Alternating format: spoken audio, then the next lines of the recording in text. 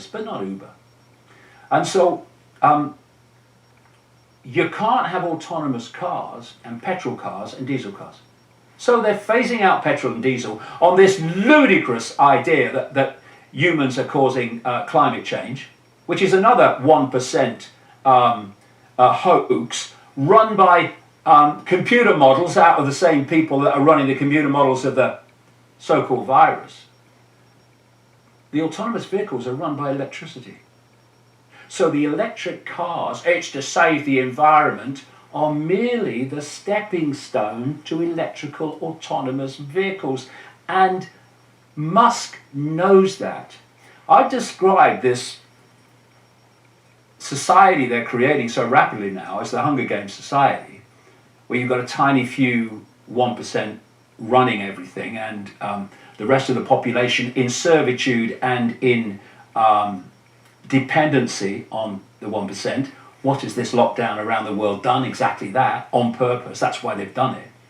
And in the middle is a police military state to hold that status quo. You need to explain what that's done economically as well. Yeah. How that links to the universal basic income.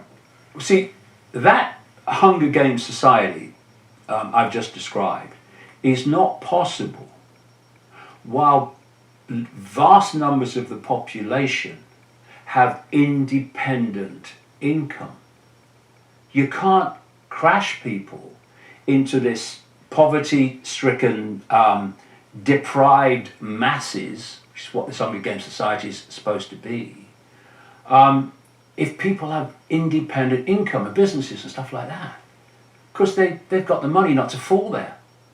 So what they've done is they've destroyed all those businesses and all that employment. Many of them will never open again. And what have they done? They've created mass global dependency on the state. And if you take this state, this state, this state, this state, and you go to the next level, you have the cult that's orchestrating the whole frickin' thing. The stimulus packages. And once they just passed one in the States, 2 trillion to 6 trillion, now they want to do another one, and another one. And what that's going to do is destroy governments economically. And then what they're going to say is the economic system as we've known it is no longer sustainable. It is no longer possible for it to survive. So what we're going to do, because we care so deeply about the human race, is to bring in a whole new economic system, which will all be based on a digital currency, what I've been predicting in our book since about 1993. Everything you do and everything you purchase, A, we will know about, and B, we can decide any time if you can purchase or not. Because if you go into a store now, though, again, not as much as a few weeks ago, and you hand over a credit card, digital money, and they try your card, and they say, sorry, won't take your card. Computer won't take your card. So, okay, I'll pay cash then.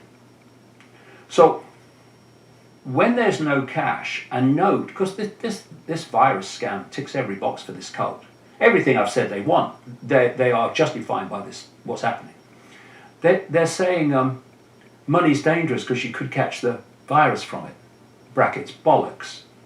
And so, you know, people that used to take cash are not taking cash anymore because I might catch the bleeding virus, right? And you've got the people, the company that's running the ATMs actually came out about 3-4 days ago and said by the end of the summer cash could be finished because of the virus, right? So, and the UK just introduced plastic cash, which probably holds the virus longer. Yeah, well, I mean, it's nothing to do with health. It's all about control. I mean, it's just such crap. Anyway, so when cash is gone, which is the idea, and you only have digital money, and what it's planned to be is everything on your microchip. See, totalitarian tiptoe, step, step, step, step. They've now gone to your phone. They've gone from your cash, they've gone now from your credit card, and they've gone to your phone. So now it's digital, phone, everything on the phone, and that phone becomes the microchip. It's only one step away now. It's all in my books in the 90s. And so you go into a store and you pay with your chip or your whatever. And they say, sorry, computer won't take your card. Or they won't take your digital money. So how are you going to purchase now? You ain't. And dissidents of this system, of which I will be one to my last frickin' breath, will go off the Christmas card list of the computer very early on. It's all about total and utter control. Which is what they do in China now. Yeah, Again. yeah. And as I was saying, this Hunger Games society is supposed to be it is fascism, it is communism, which are different names for the same tyrannies, really. Centralization of power in the hands of the few. But the real name, although the fascism and the communism, the way it plays out is basically the same, but the way it's done is different. It's a technocracy they're creating.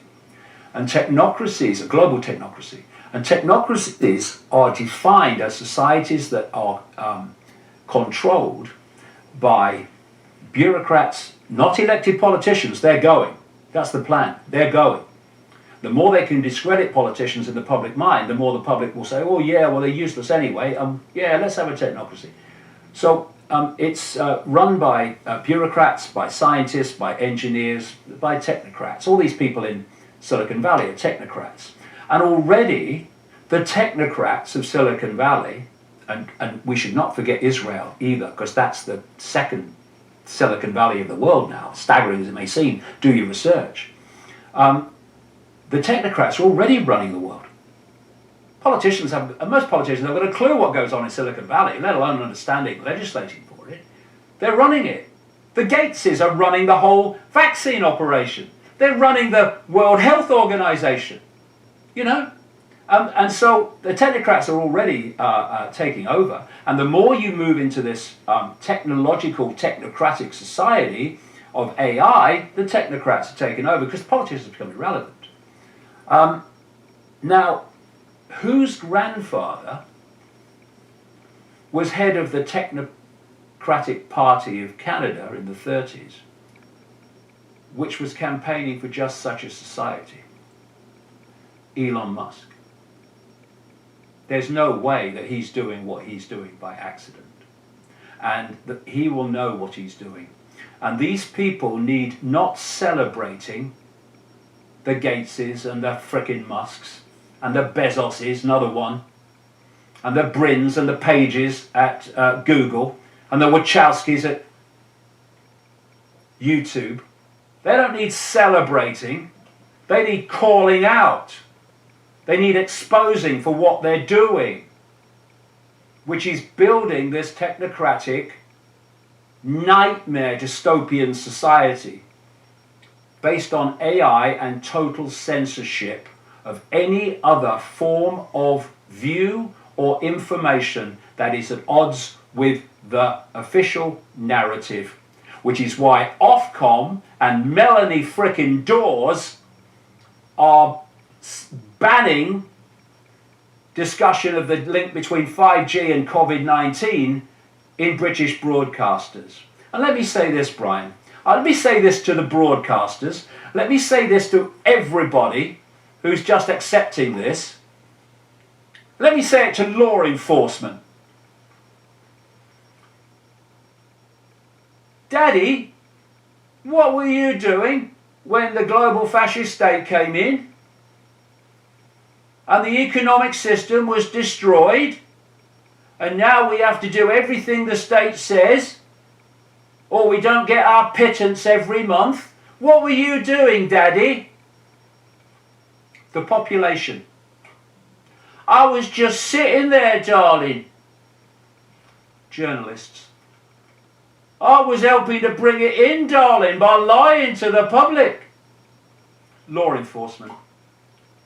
I was enforcing it, darling. All the bloody best with that conversation. with your kids and grandkids when you face the fact and the reality of what's going on. And you know, I'll say this to law enforcement, you know, there are a lot of intelligent, genuine, decent people in law enforcement. But there are, at the same time, some monumental morons and some serious psychopaths who are loving this now. I mean, Derbyshire Police is loving it in extreme, imposing these laws, putting black dye in Blue Lagoon tourist attractions so that people won't go there. Telling my son, Jamie, that they're tracking him because he's been out with his dog in the middle of frickin' nowhere, can't see anybody, because it's not essential travel. And Derbyshire Police is run by a chief constable, what's his name, Peter Gordon, is it? Something like that. Who has such extraordinary levels of intelligence that he disconnected the Derby Constabulary Male Voice Choir from the police because they wouldn't take women members.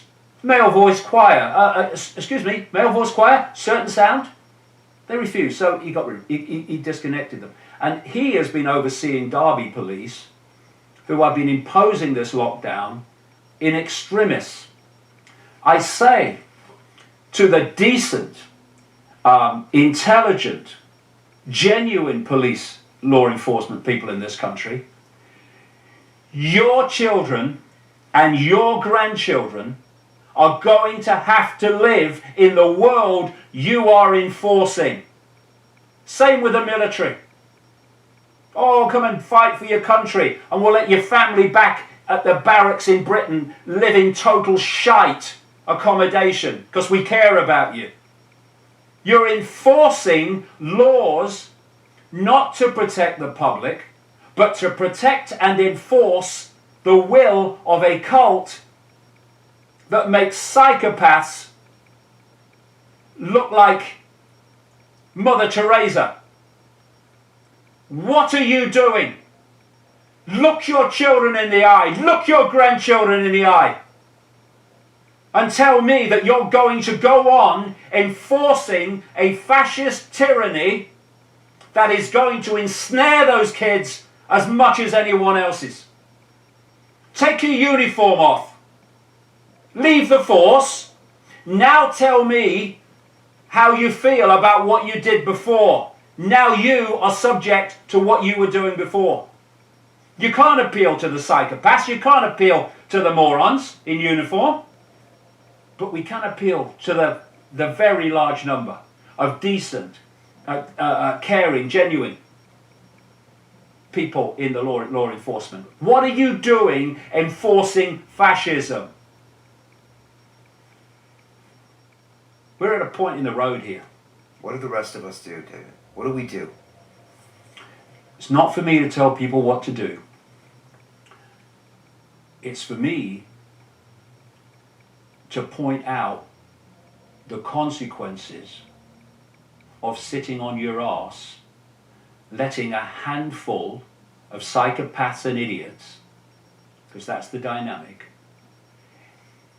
destroy your future, destroy your livelihood, destroy your kids' future and your grandkids' future.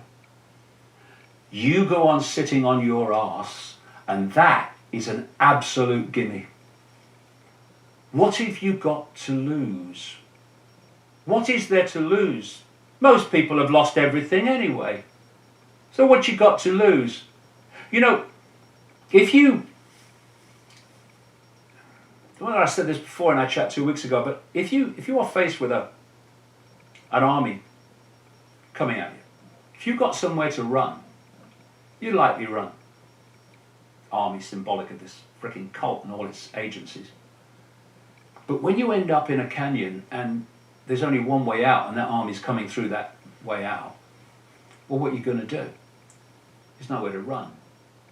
So you stand up, you say, we're not having this. we're not having this.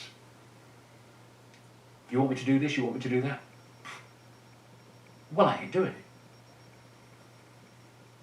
Because when you've got nowhere to run, you've got nowhere to lose. And you know what's happened as a result of this lockdown? Humanity has nowhere to run anymore. So what are you going to do? Are you just going to take it? You're going to let the tiny few do this to you? Or are you going to say, I'm not having it? And I'll tell you what I do. I go out whenever I frickin' like. Right? Whenever I choose. And I don't go near anybody, because although I say they're buying a monumental lie, I respect their right and their belief that they're in some kind of frickin' danger. So I don't go near them. I don't want to go near them. I like my own company to a large extent. So what I do is I walk out my house, don't see anybody, get my car, on my own, and I drive out into the countryside. And I walk, don't see anybody, the odd person, nowhere near me. And then I walk back and I get in my car and I drive home, I get out my car and I walk back into my flat, I don't see anybody. Now, I'm allowed to do that, according to these psychopaths and idiots, once a day in Britain, right?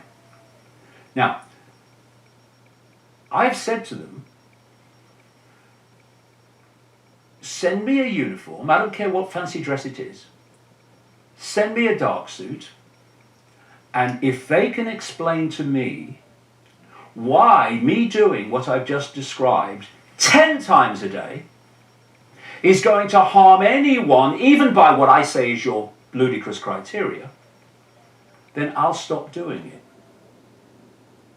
But they never will be able to do that, because of course it's total frickin' nonsense. And the fact that it's nonsense, the fact that going out on your own and away from everybody, if you do it once or 10 times a day, it doesn't matter, you're still not going to harm anybody, even by their ludicrous criteria. But you can only go out once. That tells you what this is about. It's not about health, it's about control.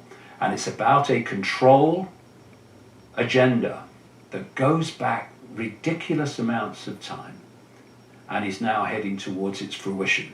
This is all in my books in great detail, the ancient and modern nature of this, because this is not something that's new. It's something that's now reaching its end game.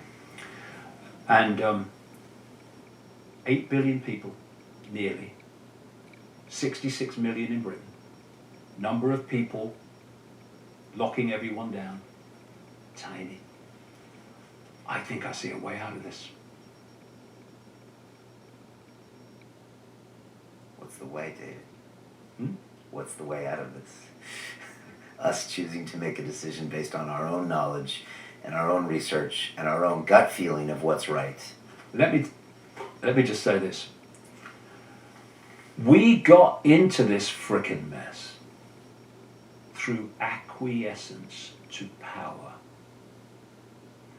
Most of that power, all of that power, is simply our perception that it has power. 66 million, handful, I don't think it has. So if we got into this mess by acquiescing to the illusion of power, what's the frickin' answer? Ceasing to do so. And then we'll see where the real power is. And it's not with the few. David, what's it like to watch 30 years of what you've been working on all come to fruition, prediction, reality in 3 weeks? What's it like?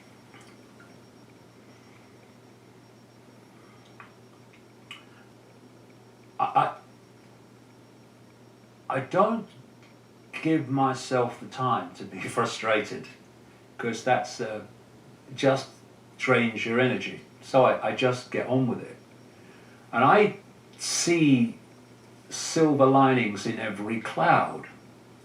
I've been aware, Brian, all the way through this 30 years, as all the laughter and the ridicule and the abuse, that it had to get real bad before enough minds were focused on the fact that this world is not like they thought it was, and it's not run by the forces they thought it was. So I see this not just as a danger, it's certainly that. I see it as a wonderful opportunity. Because people, well, there will be some of course, because they've allowed themselves, they don't have to be, they've allowed themselves to become software programs, press enter people I call them, who simply have denied themselves the capacity for free thought. But there are a lot of people whose perceptions of the world will have changed in the last 3 weeks. They will have realized that they can't just wave away the idea that a few people are running the world to a very malevolent end, because they're watching it unfold in front of their eyes. And we will see in the weeks to come what impact that mass realization of what we're dealing with and what this world is will have in its impact upon what people do and how people cease to acquiesce to power, or the perception of power, because that's all it is. We are in a position here where this could be the turning point when humanity got off its frickin' knees. Some 7 million people watched our last episode, David. I'm sure tens of millions will watch this. Apparently our last episode is going to be broadcast on a television station in this country and be promoted in a mainstream newspaper with nearly 1 million circulation. People are listening. They're tuning in. Does this give you hope? Oh, of course. And it's not about me, it's about the information, it's about the realization of the reality that we're experiencing behind the smoke screens and the illusions that we're given and told to believe in. So, you know, in the old Yellow Brick Road, Wizard of Oz, they seem to be dealing with an all-powerful force. And when they looked behind the curtain, it was an old bloke who had no power at all. And this cult expresses its power by persuading the target population that it has power. Its power is in our acquiescence to that illusion of power.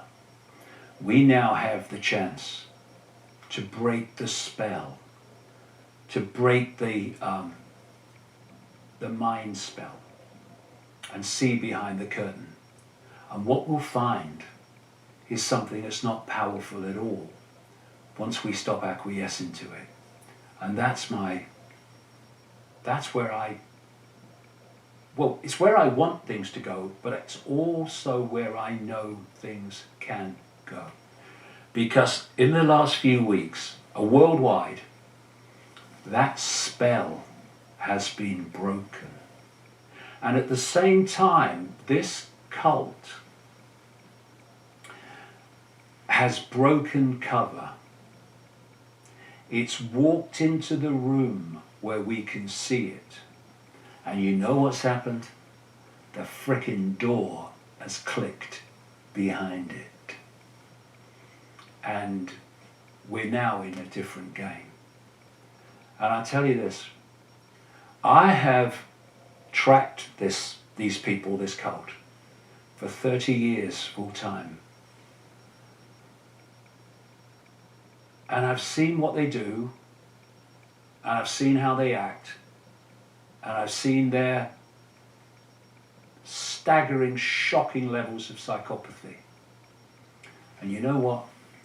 I don't fear them one smear, because I am more powerful than they are, and they frickin' know it. I ain't come here to fail. And I frickin' won't. Why are you more powerful than they are, David? Why? Because I have levels of consciousness, and everybody watching this program has those same levels of consciousness if they will only open their minds to it. It's theirs, it's their right, it's their true self.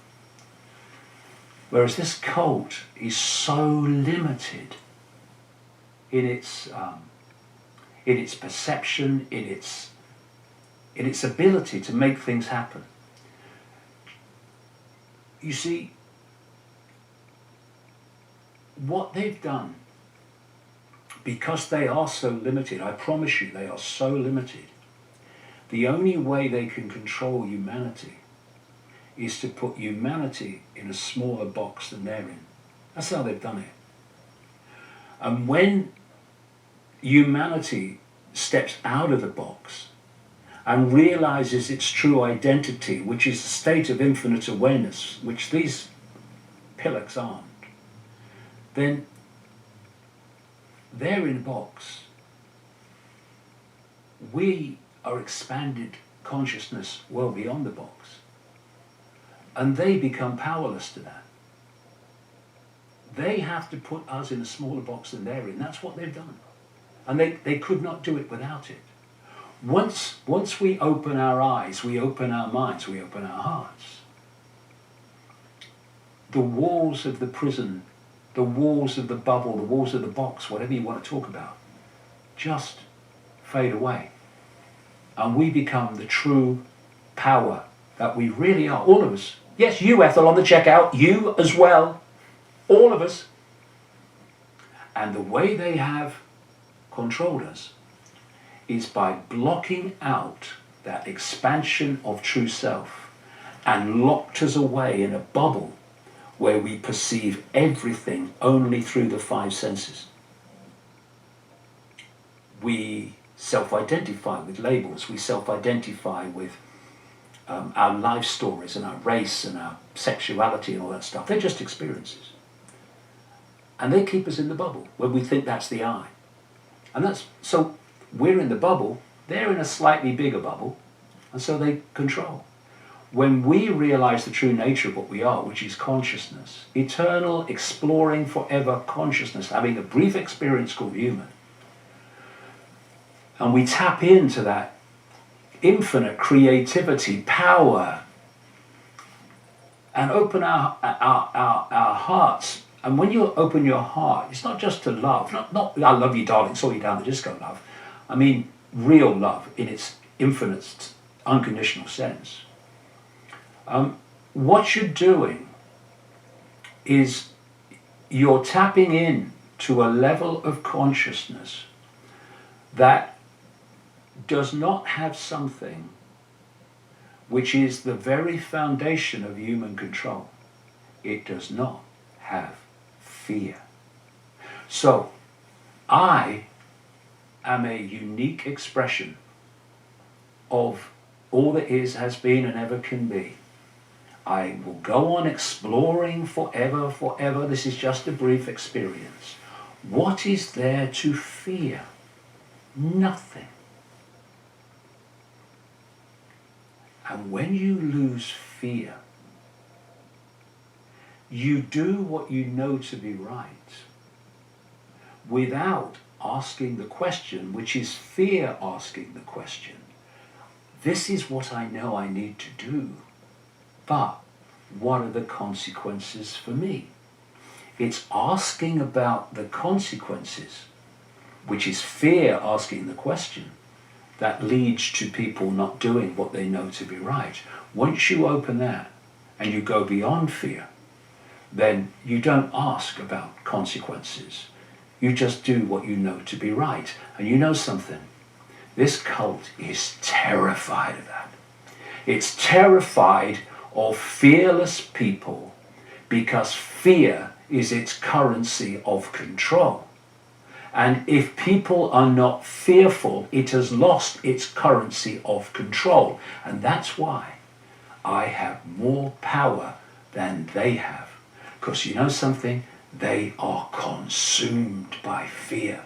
And their biggest fear, because it's over then, is humanity awakening to what the frickin' hell is really going on and who is really in control. They can only control by their target population being in ignorance of that. Once we realize their game is over, and that's why I have more power than them, and they frickin' know it, and all of us have more power than them. Put aside fear. Stop asking about consequences, and you will see where the real power is. And it's not with these psychopaths. Mm. It seems so clear. It seems so obvious what you just said, Dave. But fear paralyzes so many people because they're worried about all these consequences from the postage stamp mentality that you've been talking about for 30 years. And so there's all the reasons why they shouldn't do what they should do, and then that stops them. But they are this close. That's close. To opening it up and saying, what do you got? You've got nothing. I've got nothing to be scared of because I am here as an infinite being in infinite consciousness. So bring it, and then we'll realize that they have no power. Ask one question. If you need to. Fear will ask it. What are the consequences of me not taking this shit anymore? Okay. Ask another question. What are the consequences of me taking it? And I'll tell you now, the consequences of taking it are infinitely greater than not taking it. So when people let go of fear, including the fear of death, which freezes so many people. Fear of death, there is no death. It's just a transfer of point of attention. That's what death is. That's all. Infinite awareness. Once you let go of fear, what can stop you, control you, impose its will upon you now? Because it's done through fear, and when you have no fear, it can't do it. So, bring it on. You don't frighten me. And you know something? You never frickin' will. For some reason, I'm having a flashback to an old episode of Star Trek, David. The one with William Shatner, the original ones. And there was this alien entity that was terrorizing the Starship Enterprise. And it fed off their own hate and fear of each other. And when Captain Kirk realized this at the very last scene, he said, oh, that's what they're feeding off. And they all started laughing, and they all started being joyful, and the entities literally died in front of their eyes, and they saw they were these tiny, little, insignificant insects, and they ran away. Well, if people read my books, when I go into the deep level of what's behind this cult, that is so close to the truth of what's going on. If we go deeper into deeper levels, exactly what is going on. And the greatest thing apart from fear is they have to divide and rule us. So they divide us on race and sexuality and political view and all the rest of it. And if we could just find the peace to be at peace with others having a different view to us, those fault lines would fall. And we would start to see that whether you are a Jew